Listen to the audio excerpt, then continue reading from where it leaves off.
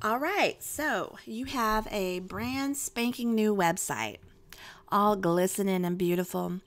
So let's get into how to maintain your website as a store owner. Um, I'm going to show you how to add your products, enable and disable.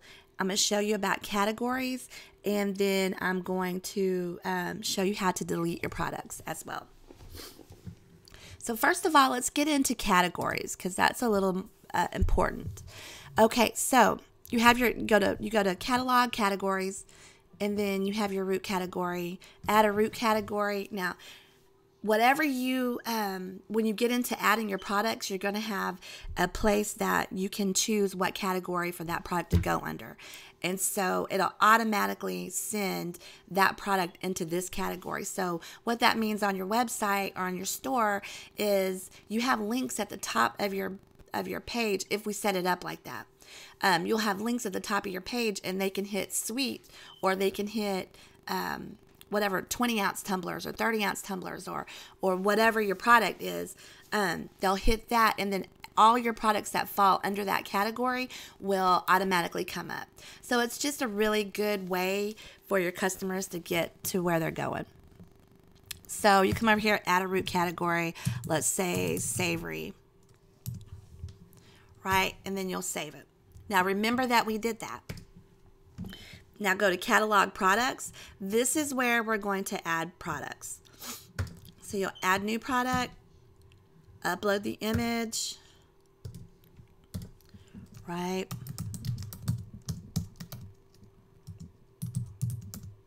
Oh my gosh. Yes. SKU number is for keeping inventory with your inventory software. Your weight, this is going to be important for your shipping methods. And then your description. You should it's really important for you to make a comprehensive description full of keywords. Think about keywords. Because Google robots look in the titles. Also, they look in the descriptions of your products, of your website. So they will pull out keywords that will help that when people search for those words, then your store will come up. And this is where you will choose your category. So I'm going to choose that under savory, right? Let's say this t-shirt is savory. And then my base price for this product is $20. Right?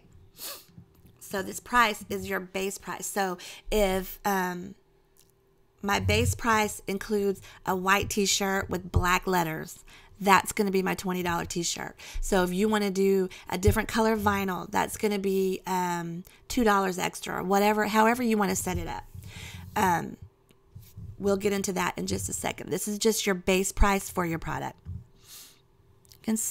You can do bulk discount pricing. You can do any of that. Right here, make sure it's enabled, or you can disable it if you don't want it to go live. If you want to just go ahead and set it all up, and then when you want it to go live, then just hit enable, and boom, it's live. All right, options. This is going to be the second most visited place by you. So this is where you set your options. So we'll set a new option for my t-shirt, right? Size. I like the drop-down list. You have check boxes, text field, text area, date picker, upload files. Now your text field is, if you have customization, you can do that. If you have a product that you want your customers to be able to type something in. So let's say if you want to put a name on your t-shirt, you can just put name as the title of the option, and then you put text field, and that way they'll know to text it, or not text it out. They'll know to type it out.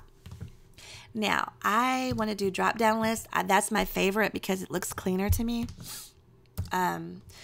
I need to know what size they want in order to get their stuff. So right here is where everything that falls under the size of your product will go here. So let's say small. Well, my smalls are still $20, so we're not going to add or subtract anything. Right? I'm add another one, medium, so forth and so on, and then we're going to add another one, 2XL, right? 2XL is going to be a little bit more expensive because it costs more money for me to get. So we're going to put plus $4. So let's go in and preview the product. So when they choose this 2XL, it'll automatically update it to $24. So that goes for anything, right? And these are just the options that you want to fall under your main option up here. Okay, so we'll add a new option. Let's say flavor. Okay, let's do check boxes. Let's do ranch, or just whatever. Now, if my ranch is costs more than my $20 whatever, we'll put $1 plus. Now this has a plus and minus. This has a percentage and a dollar, so you can do it any way you want. Right, so come up here and save this. Well, first I would preview the product. This is how it's going to look. So they can go in and put that, and go in and put this. See, it's $25. Okay, so hit save. Right, and then in order to bring up let's say you need to go in and change prices for a certain category, you can go back into categories here and press savory and category products right here. Then all of my products that fall under this category will be listed. Okay. Now, should you want to delete something out of a category, you can either, if you want to start over, remove all, or you can come over here and just hit this little trash can. All right, and then you can go to products. This is your whole product list. To delete a product, you come right here, delete product, boom. Or you can come right here and edit anything on it. So you don't have to go into, I think it's easier to go under category and then pull up your products like that. Say I want to change that, and then boom, you got it. And remember that whatever changes you make on Ecwid.com, this dashboard is going to be made on your website, in your Facebook page, or your Facebook store, or your in a Instagram store, wherever you have this website or this store is going to be updated with this one dashboard, which is awesome, which is why I love Ecwid. You can go on here to launch and log in your Facebook store. That puts this Ecwid store, so you don't have to add more products or anything. You can just come in and link it. And I think that's pretty much it, because this is where you'll do your shipping if you want to change it. We've already set your shipping though, so you might not want to change it, but it's pretty self-explanatory. So you go in here and you'll want to change the shipping method. Boom. Right now we have flat rate for this one, and I ship to the whole world. But anyway, so it's pretty self-explanatory with Ecwid. Also, I'll show you how to get help right here, and you can chat with them. You guys can't. I can't, because I have the free version, because I don't have a store. So, but you'll be able to live chat with them should you have any questions, or you can always get a hold of me. I'm always around, and then I can answer your questions, or I can go in the back and do the work for you if you want.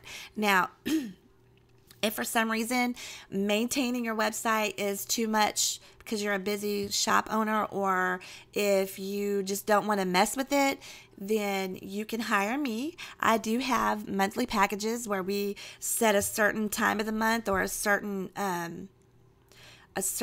way to go in a certain amount of times, or whatever, whatever agreement we come up with. That's what we'll do. So I'll probably, for my website support, at the first of every month, I will invoice you for that month, and then you'll be paid up for the month. So whatever we agreed, however many times a month, or whatever we agreed to, I'll do. So once again, thanks a lot for allowing me and trusting me to build your website and your online presence.